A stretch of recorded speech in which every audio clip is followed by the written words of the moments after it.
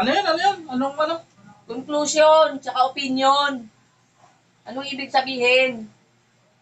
Para yun lang, di mo alam. Daming sinasabi Ay, sus. nito eh. Sagutin mo na lang to. Simple lang ha.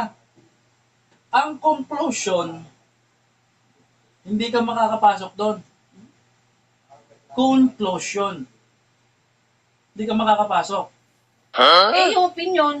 Kung opinion, yan, syempre, opinion eh. Makakapasok ka doon. Kasi opinion. Yun yun. Conclusion, kaya mo mabuti ha, conclusion, hindi ka makakapasok syempre. Closure eh. Ulo talaga to. Wala kang Kung magawasan. opinion, makakapasok ka. Opinion eh. Diba? Puro kakalukuhan.